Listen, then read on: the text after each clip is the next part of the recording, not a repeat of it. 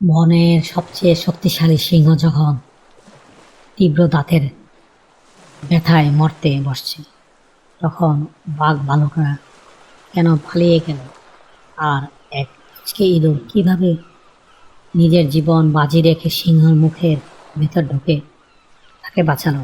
পারস্যের এই রোমাঞ্চকর গল্পটি শেষ পর্যন্ত শুনুন। হ্যালো বন্ধুরা, আজকের গল্পের নাম সিংহের দাঁতের ব্যথা ও ইঁদুর। প্রাচীন পারস্যের এক বিশাল মরুভূমির মাঝে ছিল এক সুন্দর সবুজ মরুদ্যান।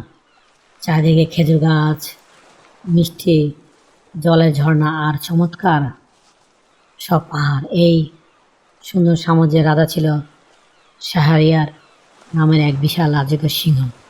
শাহরিয়ার গায়ের কেশর ছিল সোনার মতো চকচকে, আর তার এক বিশাল হুঙ্কারে পুরো মরুভূমি কেঁপে উঠত। কিন্তু এই শক্তির পাশাপাশি শাহরিয়ার মনে ছিল প্রচণ্ড অহংকার।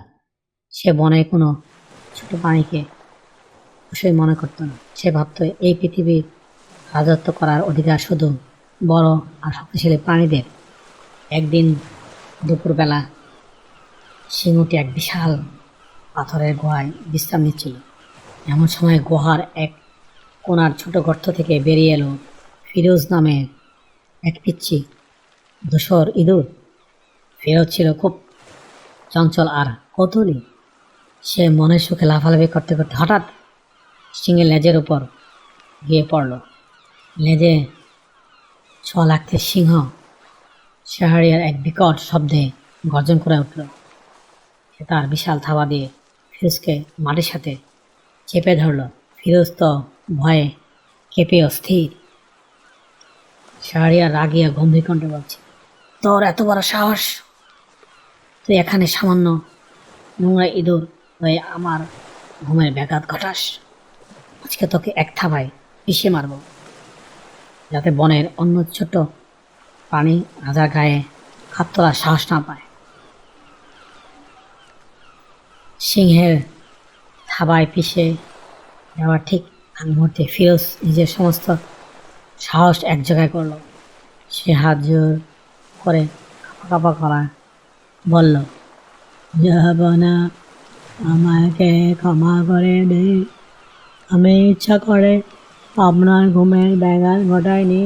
আমি বড্ড ছোট প্রাণী। আমাকে মারলে আপনার মতো মহান রাজার বিরুদ্ধে কোনো গৌরব বাড়বে না। দয়া করে আজ আমার প্রাণ ভিক্ষা দেন। আমি কথা দিচ্ছি, জীবনে কোনো দিন যদি আপনার কোনো বিপদ আসে, আমি তখন এই ছোট্ট জীবন দিয়ে হলেও আপনার সাহায্য করব। ফিরোজের মুখে সাহায্য করব কথাটি শুনে সিংহ শাহরিয়ার ও করে হেসে উঠল। তার হাসির শব্দে গুহার ছাদ থেকে ধুলাবালু খসে পড়তে শুরু করল। শাহরিয়ার তাচ্ছিল্যের সুরে বলল, হা হা হা, তুই করবি আমাকে সাহায্য? তুই তো একটা চালের দানার চেয়ে ছোট। আমি হলাম এই পারস্যের বনের রাজা। আমার সামনে বাঘ ভাল্লুক মাথা নত করে।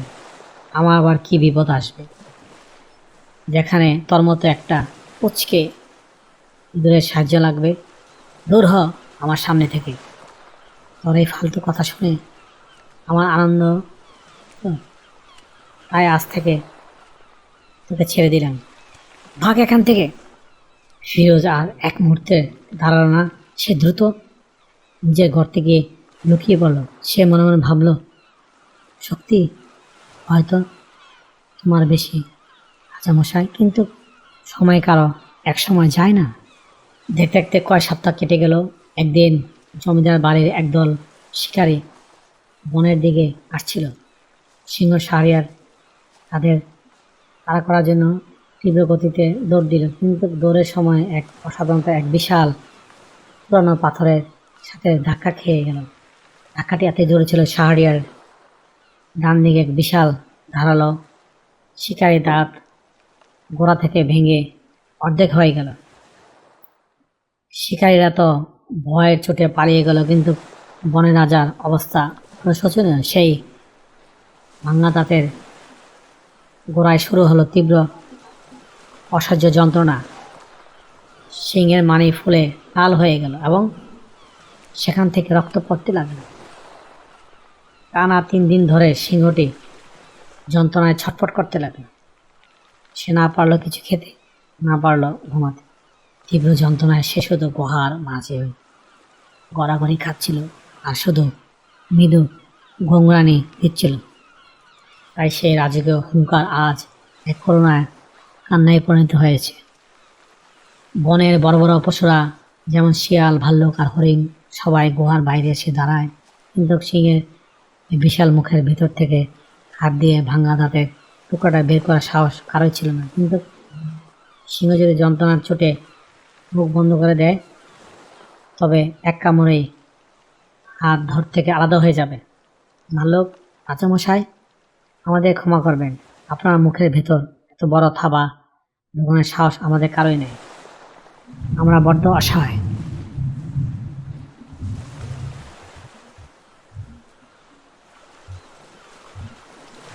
সবাই যখন আশা ছেড়ে দিয়ে ফিরে যাচ্ছিল, ঠিক তখনই গুহার কোণা থেকে ধীর পায়ে এগিয়ে এলো ছোট ইঁদুর ফিরোজ। তার চোখে কোনো ভয় ছিল না, ছিল কেবল সাহায্য করার এক দৃঢ় ইচ্ছা। সে সিংহের বিশাল থাবার কাছে গিয়ে দাঁড়ালো এবং নরম গলায় বলল, জাহাপনা, আমি জানি আপনার প্রচণ্ড কষ্ট হচ্ছে।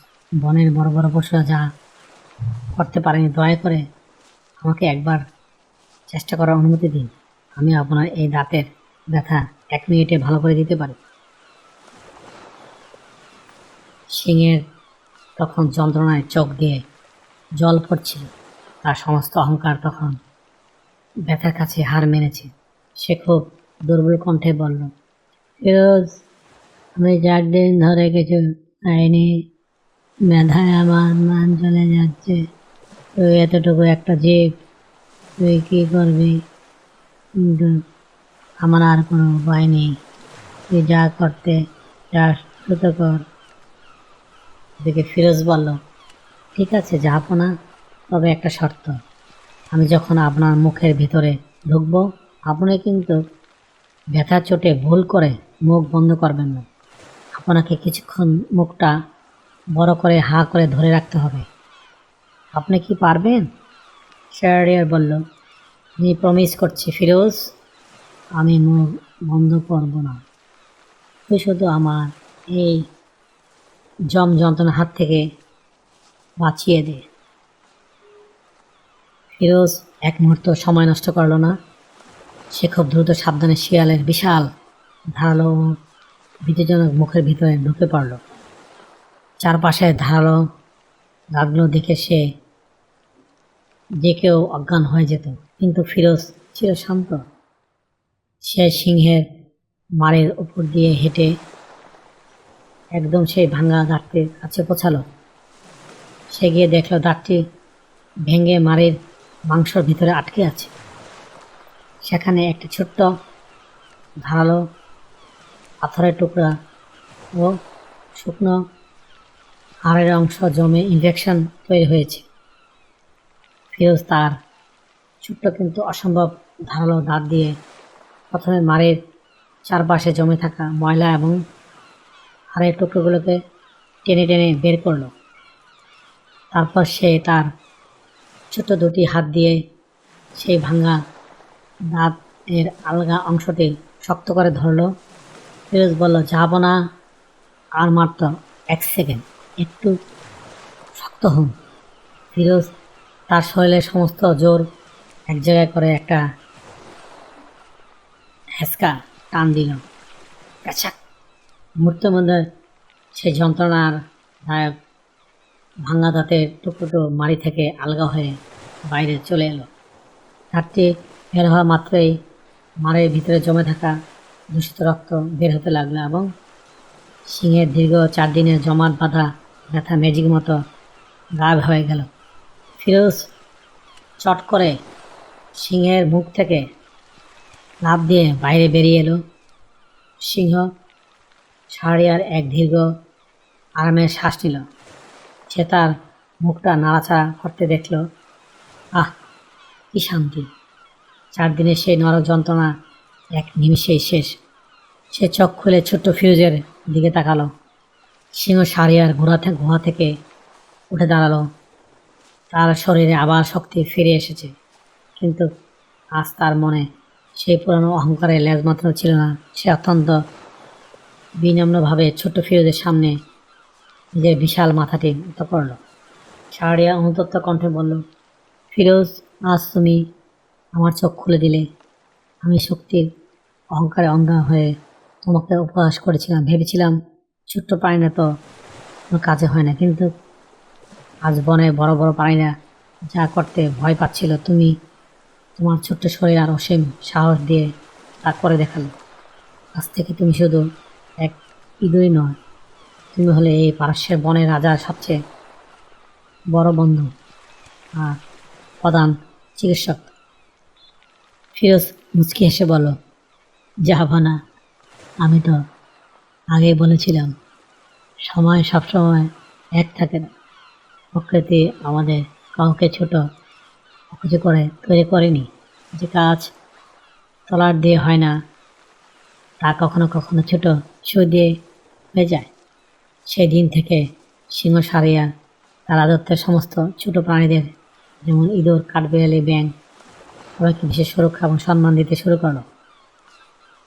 আর ফিরোজ ও সারিয়ারের এক অদ্ভুত বন্ধুত্ব পুরো পারস্য ইতিহাসে এক অমর গল্প হয়ে রইল। হ্যালো বন্ধুরা, পারস্যের এই অসাধারণ গল্পটি তোমাদের কেমন লাগলো কমেন্টসের মাধ্যমে নিচে জানিও। আবারও দেখা হবে অন্য কোনো গল্পে। Thank you for watching. Please subscribe.